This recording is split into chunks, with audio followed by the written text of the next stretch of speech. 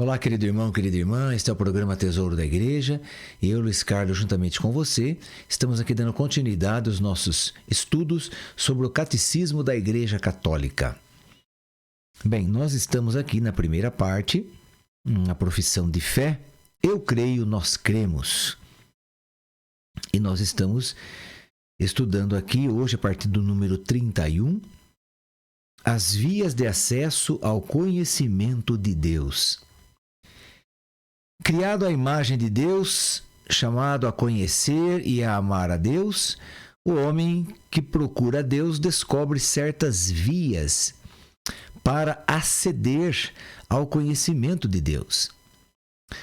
Chamamos-las também de provas da existência de Deus.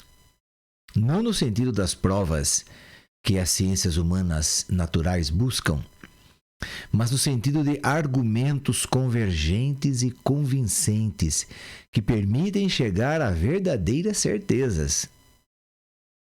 Estas vias, para chegar a Deus, têm como ponto de partida a criação, o mundo material e a pessoa humana. Bem, então aqui o Catecismo nos propõe algumas vias para chegar aí ao conhecimento de Deus. Quer dizer, para a pessoa ir se aproximando de Deus, ir se inteirando de Deus, das coisas santas, das coisas dele. Então, qual o ponto de partida? Por onde eu começo? Bem, vamos começar pela criação. Então, é isso que o catecismo propõe para nós. Vamos começar pelo início, pela criação. Como é que Deus criou as coisas? Por que Deus criou as coisas? Então, vamos lá. O mundo, a partir do movimento e do devir, da contingência, da ordem e da beleza do mundo, pode-se conhecer a Deus como origem e fim do universo. Então, o mundo. Então, vamos lá. O mundo. Quer dizer, o que significa o mundo? As coisas criadas. As coisas que nós vemos. São as coisas visíveis.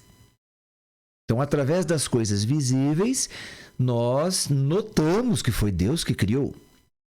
Porque não seria possível alguém ter tanta capacidade, ou alguma coisa, ter tanta capacidade de criar o universo todo. Então, vamos dizer assim, muita gente diz, porque estourou, fez uma explosão do Big Bang, e todas as coisas aconteceram. Aconteceram sozinhas, então?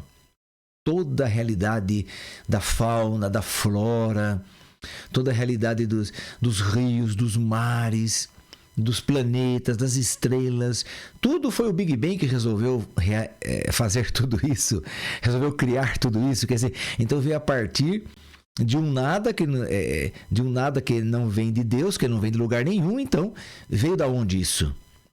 Quer dizer, são ideias, então, que não batem, né? Que não se coadunam, são inconcebíveis. Essas ideias de dizer que Deus não criou as coisas, que foi o tal do Big Bang que criou. Bem, então vamos conhecer esse tal do Big Bang, né? Se foi ele, vamos conhecê-lo. Mas então, o que o Catecismo diz?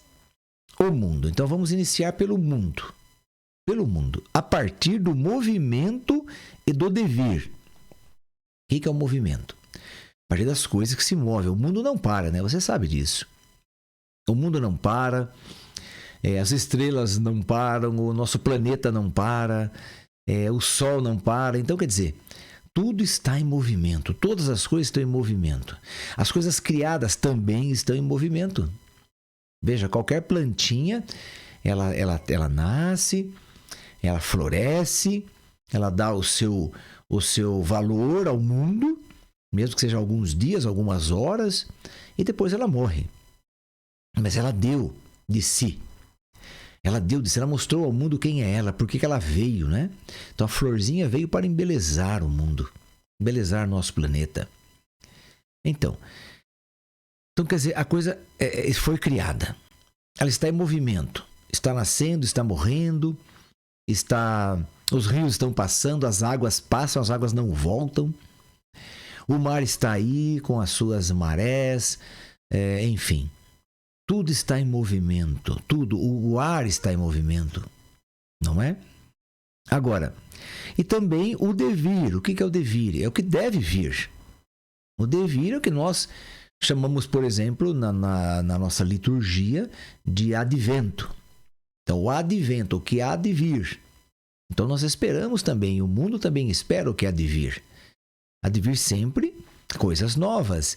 Sempre vão se renovando, vão nascendo, vão morrendo e tornando a renascer outras plantas, outros animais, enfim. O dia, a noite, assim vai acontecendo. Que mais aqui que ele fala? Da contingência. O que é contingência? Contingências são os problemas que aparecem. Você vai fazer uma viagem, pronto, estoura o pneu de um carro que você está, ou alguém passa mal, ou dá um problema no carro, no motor do carro. Então, isso aí é uma contingência, quer dizer, um problema que aconteceu. Então, nós também vemos através das contingências que Deus existe. Olha que coisa. Não só através do movimento e do devir, mas também da contingência, das coisas que acontecem. São as provações pelas quais nós passamos. Que mais? Da contingência, da ordem e da beleza do mundo. Da ordem, quer dizer, tudo está ordenado, todas as coisas estão em ordem. O homem, o ser humano é que estraga as coisas, não é verdade? Por exemplo, as 4 estações do ano. Veja que o nosso planeta Terra, ele dá a volta, ele dá a volta em volta do Sol. Ele demora 365 dias para dar essa volta em torno do Sol. Então, uma volta grande, de muitos quilômetros. Mas ele também dá a volta em si mesmo. Então, nós chamamos de movimento de rotação, de translação. Mas nesses 365 dias, então, o nosso planeta, ele vai virando em torno do Sol e vão acontecendo o quê? As estações do ano. Porque o nosso planeta ele está meio inclinado em relação ao Sol. Então, tem momentos em que nós estamos mais perto do Sol, recebemos mais calor, e tem momentos que nós estamos mais longe, então não recebemos tanto calor, que é a época do frio, do inverno. Então, as 4 estações estão ordenadas pela ordem do universo. Tudo no universo, meu querido irmão, minha querida irmã, tudo no universo, cada centímetro do universo está tudo ordenado por Deus. Tudo é maravilhoso. Tudo funciona perfeitíssimo. Se o nosso planeta virar mais rápido do que ele vira, por exemplo, pronto. Tudo se desarmoniza. As estações se desarmonizam. O inverno é mais longo, ou o verão é mais longo, ou encurta. Quer dizer, se isso acontecer, nós sabemos que não acontece. Mas se acaso acontecesse, então, de fato, teríamos um problema.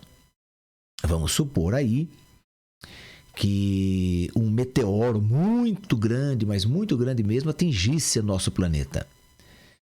Então, ele iria deslocar o nosso planeta, quem sabe mais para perto do Sol. E daí o nosso planeta não conseguiria voltar ao seu estado anterior. Então, nós teríamos problemas sérios, seríssimos. O calor seria intenso, porque nos aproximamos mais do Sol, vamos supor.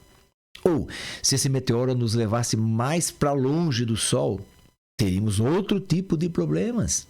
Então, a vida no planeta estaria aí com seríssimos problemas. Por quê?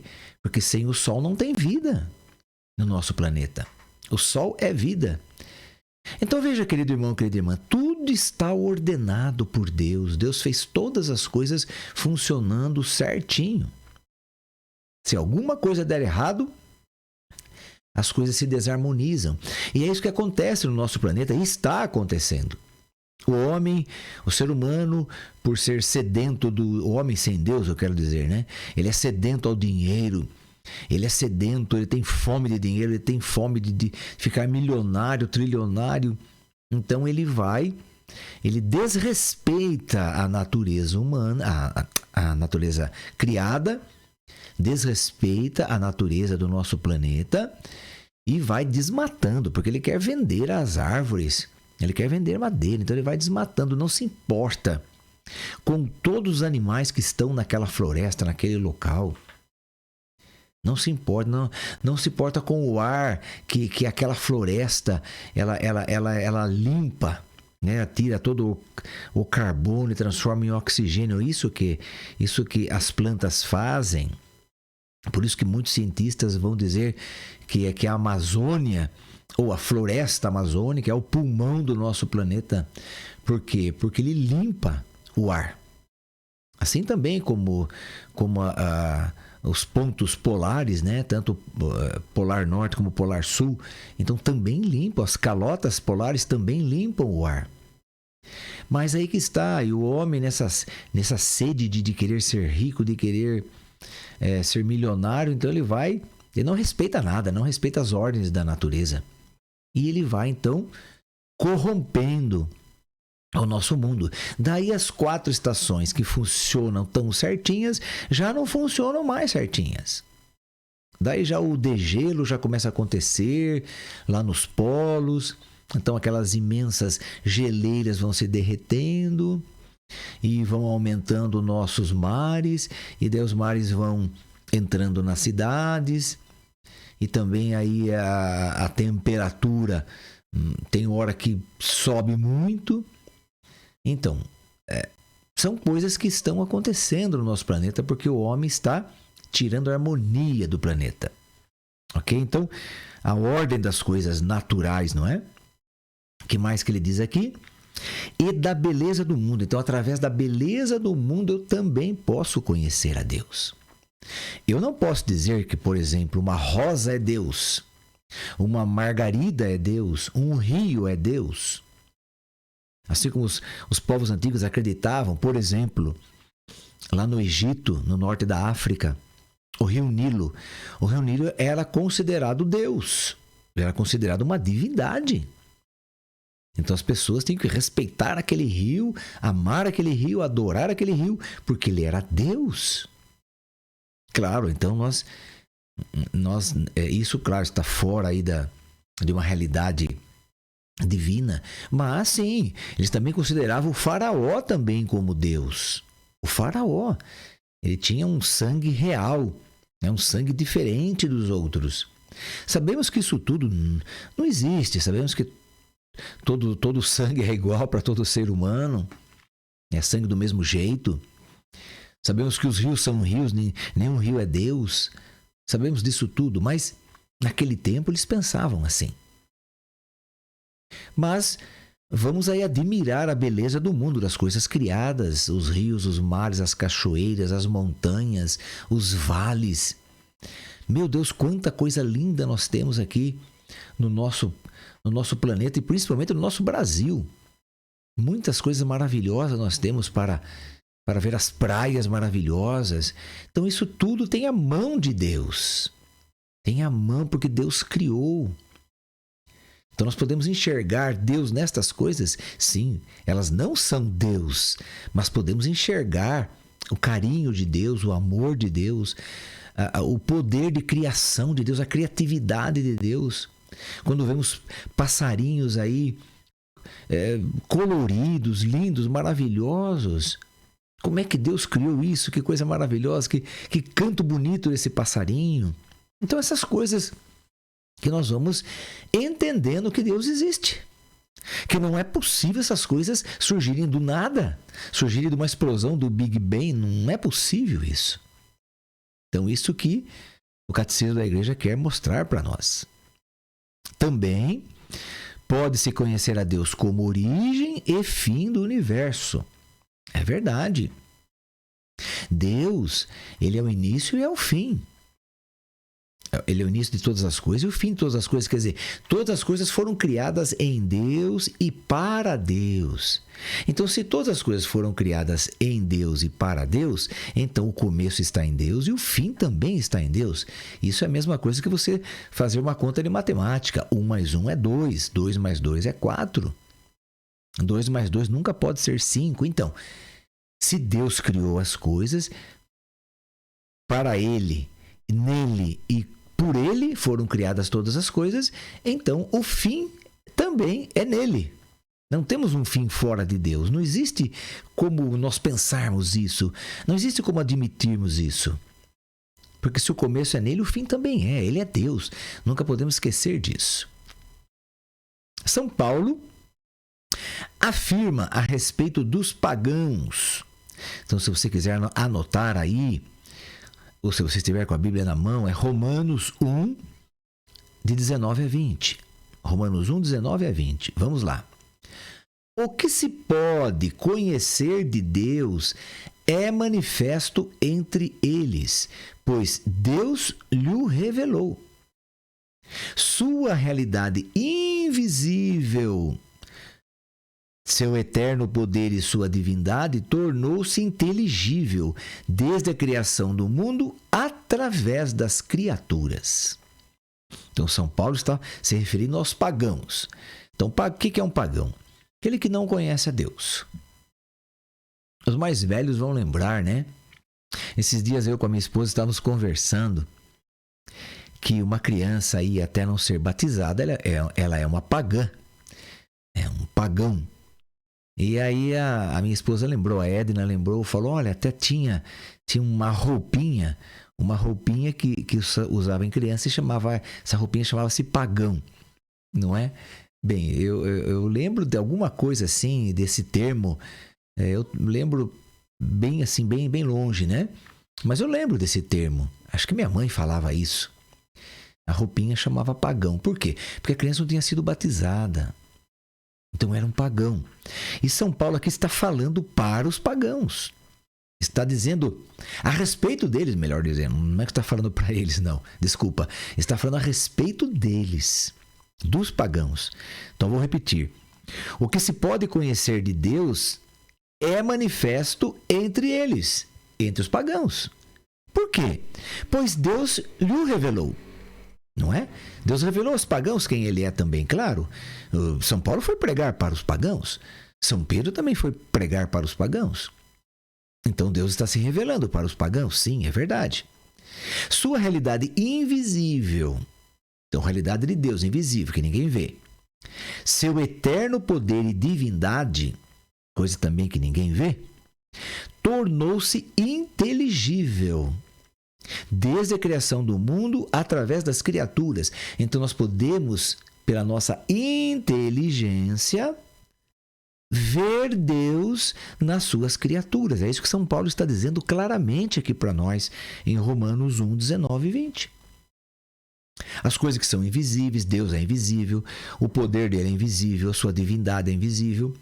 Mas, pela nossa inteligência, olhando as coisas criadas, contemplando as coisas criadas, chegamos ao entendimento que Deus existe. Olha que coisa bonita, que coisa fantástica. O pensamento de São Paulo. Também Santo Agostinho, grande santo da nossa igreja, grande teólogo. O que ele diz aqui? Interroga a beleza da terra. Interroga a beleza do mar. Interroga a beleza do ar, que se dilata e se difunde. Interroga a beleza do céu. Interroga todas estas realidades. Interroga, quer dizer, faz pergunta para elas. Aí o que acontece? Todas elas te respondem. Olha-nos, somos belas. A sua beleza é uma profissão, é uma confissão. A beleza das coisas criadas é uma confissão. Essas belezas sujeitas à mudança, quem as fez senão o belo? Não sujeito a mudança nenhuma. Quer dizer, quem que fez? Quem que fez essas coisas tão belas? Só pode ser um belo que não muda. Ele criou as coisas, mas as coisas mudam. Eu estava dizendo para você aqui que elas estão em movimento. Elas mudam, mas Deus não muda. Deus é sempre o mesmo. Não que ele seja estático, não que ele seja inerte, parado, sem movimento. Não, não é isso. Eu estou dizendo que as coisas que ele criou se movimentam. Sim, mas o nosso Deus, ele é pleno. Em si mesmo, ele é absoluto. Ele não precisa de movimento para ser o que ele é. Isso nós estamos dizendo que uma planta, ela tem um movimento por quê? Porque ela é uma semente, aí a sementinha sai da terra, vira ali uma plantinha, aquela plantinha dá seus raminhos, e daqui a pouco dá suas folhas, e das suas folhas vêm as flores. E depois as folhas caem, as flores murcham, e se ela não se renovar, ela pode vir a morrer. Então, isso é o movimento das coisas criadas. Deus não precisa ser assim. Mas Deus também não para. Ele não para de te amar, ele não para de te acolher, ele não para de te chamar, de te atrair, ele não para. Mas é um movimento diferente, né? O movimento de Deus é diferente das coisas criadas. Então, Santo Agostinho aqui diz que quem fez essas coisas sujeitas à mudança, essas coisas tão belas, é o belo por excelência, que é Deus, e não é sujeito à mudança. Então, primeira coisa criada aqui que nós podemos interpretar como sendo de Deus é o mundo. Muito bem. Nós temos aqui uma outra coisa também, o homem. Um segundo ponto, o homem. Com a sua abertura à verdade e à beleza, com o seu senso do bem moral, com a sua liberdade e a voz da sua consciência, com a sua aspiração ao infinito e à felicidade, o homem se interroga sobre a existência de Deus. Estas aberturas, percebe sinais da sua alma espiritual. Como semente de eternidade que leva dentro de si, irredutível à só matéria, sua alma não pode ter sua origem senão em Deus. Perdão. Então vamos aqui pensar sobre isso. Estamos já no final do nosso programa, mas dá tempo de pensar um pouquinho. O homem, então, o que é o homem? O ser humano, né? O ser humano. Com a sua abertura à verdade e à beleza, com o seu senso do bem moral, com a sua liberdade, com a voz da sua consciência, com os seus desejos. O homem sempre se interroga sobre a existência de Deus. Sempre está se interrogando. Sempre está perguntando, Deus existe? Se Deus existe, por que eu sofro, não é? Por que meu pai morre, minha mãe morre? Por que tem a morte? Então, claro que a pessoa se interroga, não conhece a doutrina católica, não conhece a verdade revelada por Jesus Cristo. Então ela vai se interrogando, vai se perguntando. Mas ela percebe que dentro da própria matéria que ela é, o ser humano é, ele percebe que tem uma alma espiritual. Claro que ele percebe, não tem como não perceber isso. Porque ele vê a pessoa morrendo. Quando a pessoa morre é porque a alma saiu do corpo. Então o corpo fica sem vida. Porque quem dá vida ao corpo é a alma. Se a alma saiu, o corpo morre. Ele volta de onde veio. Ele veio da terra, veio do barro. Ele volta para lá. Volta a ser pó. Então, o homem, claro, inteligente como é, ele há de compreender que existe uma alma dentro dele. Algo espiritual. Então, como semente de eternidade que leva dentro de si, irredutível à só matéria, sua alma não pode ter sua origem senão em Deus. Não pode. De onde veio minha alma? De onde veio minha capacidade de pensar? De onde veio meu espírito? Como que é isso? De onde vêm esses desejos que eu tenho no coração? Esse poder de refletir, essa liberdade que eu tenho, de onde veio isso tudo? Então ele chega à conclusão que não pode vir do nada, não pode vir do Big Bang. Não pode vir. Só pode vir de Deus, não tem outra forma. O mundo e o homem atestam que não têm em si mesmos nem o seu princípio primeiro, nem o seu fim último, mas que participam do ser em si, que é sem origem e sem fim. Do ser em si. Quem que é esse ser em si? Esse ser, escrito aqui com letra maiúscula, é Deus. Então o homem percebe que a sua origem e seu fim é naquele que não tem origem e não tem fim. É naquele que é eterno. Então o homem chega a esse entendimento, sim, se ele refletir corretamente. Assim, por estas diversas vias, o homem pode aceder ao conhecimento da existência de uma realidade que é a causa primeira e o fim último de tudo, e que todos chamam de Deus. O homem chega nesse entendimento, mesmo não conhecendo a verdade revelada, ele chega. Ele chega nesse entendimento que o início é em Deus e o fim é em Deus. Não tem como dizer isso, ou o contrário. Ah, mas tem pessoas que dizem, Luiz Carlos. Tem pessoas que dizem o contrário. Tem pessoas que dizem que nem existe Deus. Pois é, então. Então fica difícil para essas pessoas entenderem de onde elas vieram. E para que elas vieram?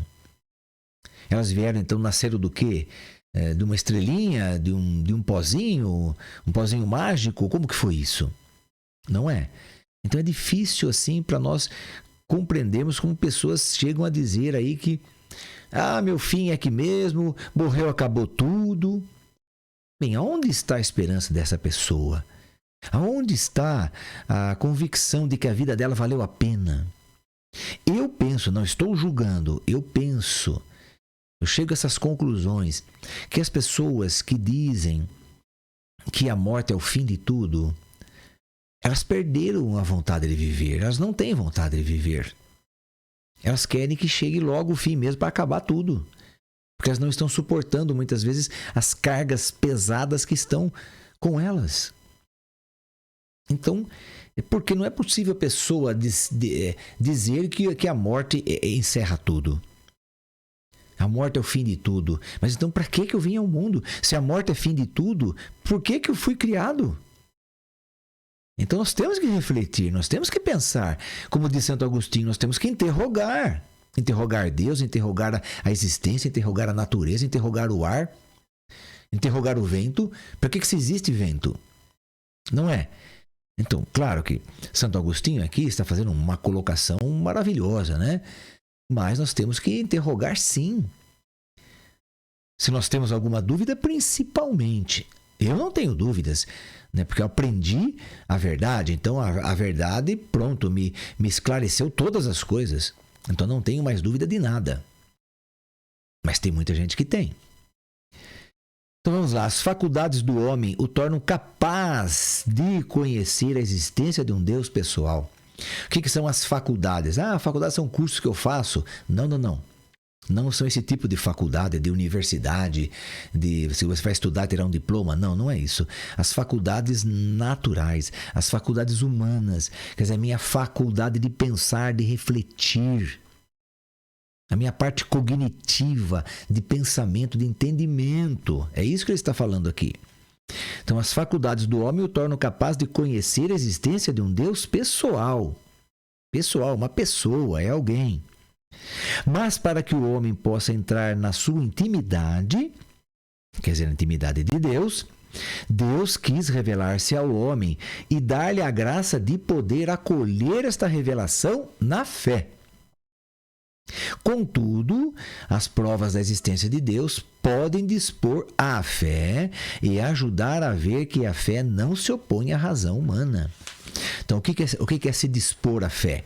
Quer dizer, estar em harmonia com a fé, em ordem com a fé. E isso não afeta o nosso entendimento humano, não afeta a nossa razão humana. Muito pelo contrário, esclarece. Explana, planifica, traz luz. Então a nossa fé traz luz ao nosso entendimento das coisas criadas, das coisas de Deus. Então nós vamos estudar mais para frente, claro, vai demorar um pouquinho, mas vamos chegar lá. Mas que Jesus, veja, Jesus, ele enviou o Espírito Santo dele e esse Espírito Santo revela. Olha o que o Espírito Santo faz, o Espírito de Cristo. O que ele faz? Ele revela Deus ao homem, ao ser humano, e revela o homem ao próprio homem. Quer dizer, o homem vai se entender como homem de verdade, como gente, como pessoa. Ele vai se aceitar como pessoa quando ele aceitar Deus. Se o homem não aceitar Deus, então ele não se aceita como pessoa. Daí ele vai transgredir, ele vai fazer o que é mal, praticar o que é mal, não vai amar, ele vai odiar.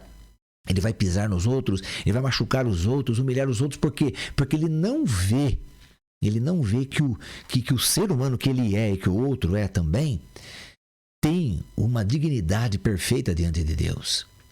Então, o homem que não se abre a isso, não se conhece a si mesmo, ele não conhece a Deus, não conhece a si mesmo e não conhece o outro. Por isso que ele pisa no outro, maltrata o outro, rouba do outro, engana, mente, trai. Por quê? Porque ele não conhece a Deus. Então o Espírito Santo vem revelar Deus ao homem e vem revelar o homem ao próprio homem. Isso é maravilhoso. Quando nós vamos estudar sobre Jesus Cristo mais para frente, nós vamos relembrar isso daí. Tá bom, querido irmão, querida irmã? Vamos pedir à Virgem Maria, incansavelmente, que ela reze por nós, para que possamos permanecer firmes na nossa fé, na nossa doutrina, na nossa Santa Igreja. Ave Maria, cheia de graça, o Senhor é convosco. Bendita sois vós entre as mulheres, e bendito é o fruto do vosso ventre, Jesus. Santa Maria, Mãe de Deus, rogai por nós, pecadores, agora e na hora de nossa morte. Amém. E que o Senhor nos abençoe em nome do Pai, do Filho e do Espírito Santo. Amém. E até o nosso próximo programa, se Deus quiser.